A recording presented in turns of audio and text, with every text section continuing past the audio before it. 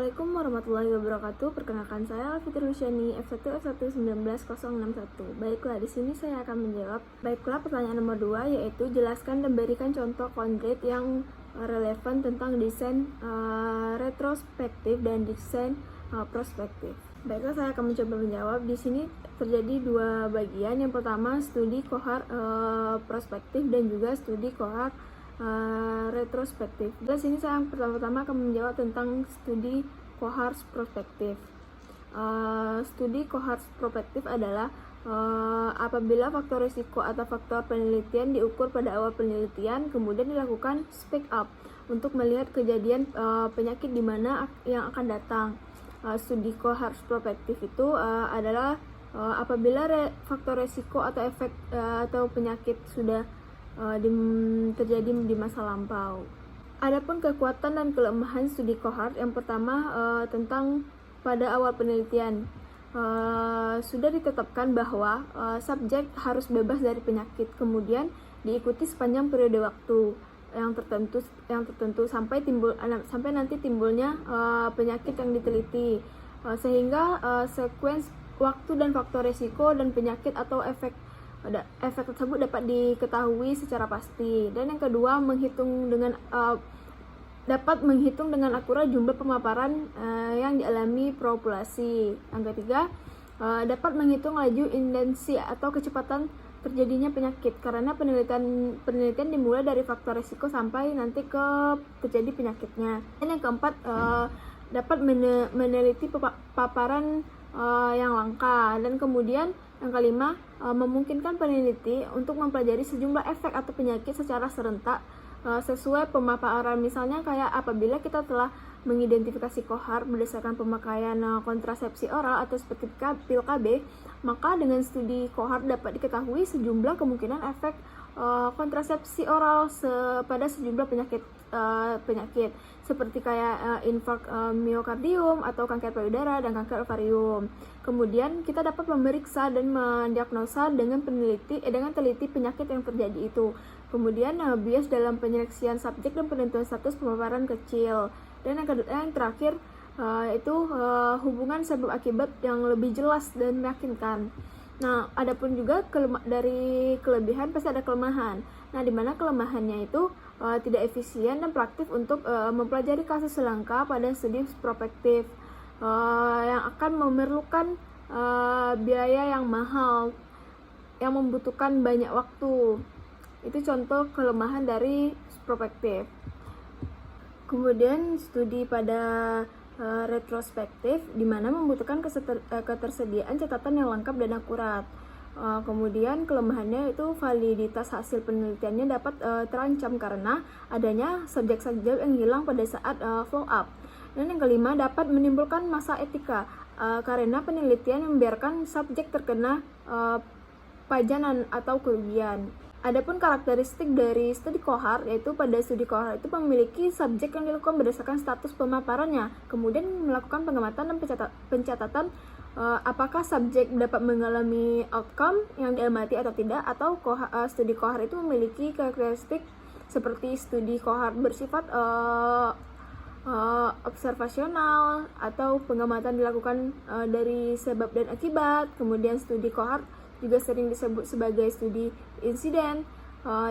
Yang keempat, mendapatkan kelompok kontrol dan mendapatkan hipotesis spesifik. Dan yang keenam, dapat bersifat prospektif ataupun retrospektif. Dan yang ketujuh, untuk kohort retrospektif sumber dayanya menggunakan data sekunder. Tentunya ada langkah-langkah dalam studi kohort tersebut. Nah, yang pertama kita merumuskan pertanyaan penelitian dan hipotesis, di mana langkah pertama itu yang harus dilakukan oleh peneliti adalah untuk merumuskan masalah atau pertanyaan-pertanyaan penelitian, menentukan apa yang menjadi variabel dalam penelitian tersebut, atau variabel dependen maupun variabel independen yang selanjutnya peneliti akan merumus hipotesa penelitiannya. Dan yang kedua itu menentukan kelompok terpapar atau tidak terpaparnya. Pada studi ini kita memperhatikan mengenai tentang penentuan kelompok yang akan dapat memaparkan dengan kelompok yang akan mendapat paparan. Nah, pemilihan kelompok terpapar atau yang berasal dari populasi umum memungkinkan kita untuk penelitian mendapatkan informasi yang lebih lengkap dan lebih akurat dari subjek penelitian tersebut.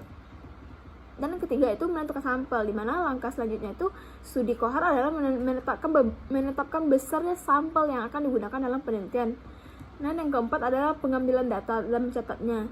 Kemudian yang kedua kelompok yang telah ditetapkan dari atas yaitu kelompok terpapar dan kelompok tidak terpapar, kemudian diikuti dengan selama jangka waktu yang tertentu sesuai dengan waktu yang telah ditetapkan dalam penelitian tersebut. Selanjutnya penelitian itu melakukan pencatatan sesuai keterangan-keterangan yang telah diperoleh dari dan sesuai dengan tujuan penelitian tersebut. Dan yang kelima, pengolahan dan analisis data penelitian, di mana semua data yang telah diperoleh meliputi data terjadinya penyakit yang dialami oleh kelompok-kelompok terpapar atau kelompok yang tidak terpapar, kemudian melakukan pengolahan data yang dapat ditangani dengan mudah dengan mengikuti kegiatan editing, coding atau parsing dan juga cleaning.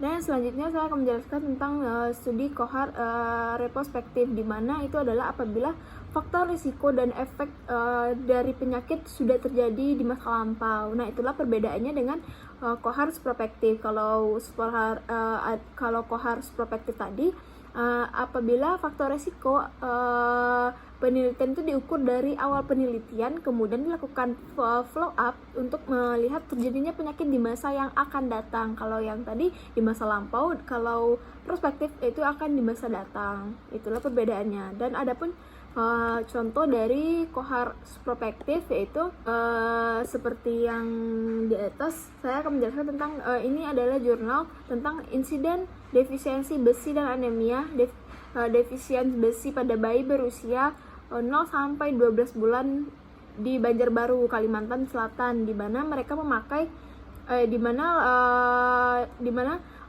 anemia defisien besi atau ABD ini merupakan salah satu masalah kekuatan gizi di Indonesia. Survei Kesehatan Rumah Tangga atau SKRT pada tahun 2021 menunjukkan bahwa prevalensi ADB pada bayi kurang dari 1 tahun yaitu 55%. Dan tujuan dilakukan penelitian ini mengetahui insiden depresi besi atau defisiensi besi dan anemia defisiensi besi pada bayi yang berusia kurang dari 1 tahun. Mereka memakai metode desain penelitian adalah studi kohort prospektif dan pembandingan pembanding eksternalnya. Pemeriksaan pertama itu telah dijumpai 211 bayi ikut dalam penelitian yang terdiri dari 143 bayi.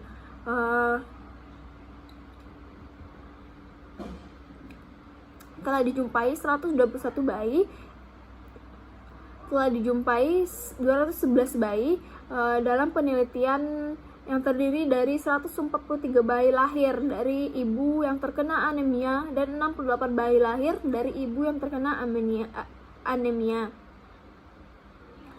Pemeriksaan darah tepi lengkap, gambaran darah tepi dan ferritin dan saturasi transferin atau biasa disingkat dengan ST dilakukan dengan bayi yang berusia 0 sampai 12 bulan.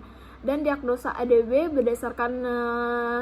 berdasarkan yang pertama kadar hemoglobinnya kurang dari 14 gram per desiliternya dan usia 0 sampai 3 hari kurang dari 11 di usia 11 bulan dan kurang dari dan juga kurang dari 11 di usia 6 sampai 12 bulan. Dan hasil dari penelitian tersebut, insiden depresi besi atau defisiensi besi atau ADB berurutan dengan hasil 11,4% dan 7,6% dan 47,4% yang tertinggi pada bayi yang berusia 0 bulan, yaitu berturut-turut 9,5% dan 14,2% dan 11,8%. Nah, dapat disimpulkan dari penelitian tersebut, insiden depresi besi, defisiensi besi, dan ADB yang paling tertinggi dijumpai pada bayi berusia 0 bulan. Dan selanjutnya jurnal tentang yang di atas, yaitu Predictor Immunological Failure pada pasien HIV atau AIDS di Yayasan Kenti Praja, yaitu di Bali, melakukan dengan studi kohort prospektif, di mana kejadian IF atau immunological failure pada pasien HIV menjalani pengobatan ARV di klinik Yayasan Kenti Praja Kenti Praja Bali yang belum pernah dievaluasi.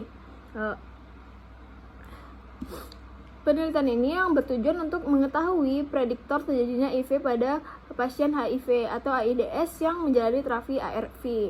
Penelitian ini menggunakan desain kohort retrospektif dengan data sekunder yang didapatkan dari 549 rekam medis pada penyakit HIV atau AIDS yang menjalani terapi ARV pada periode 2022 sampai 2012 di YKP. Mayoritas pasiennya itu memiliki pekerjaan seks perempuan atau injective drug user atau IDU atau homoseksual dan bioseksual, di mana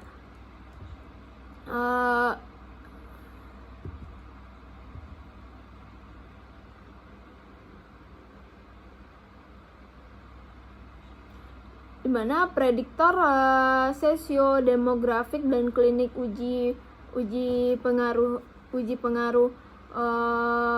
terhadap HIV. Analisis itu dapat menggunakan analisis univariat atau bivariat dan multivariat, dan hanya 205 pasien dari total data yang dianalisis, dan sebanyak 61,0% laki-laki dengan usia nominal 8 sampai 32 tahun, yaitu dengan persen 63,9%, dan sebanyak 13,7% mengalami HIV.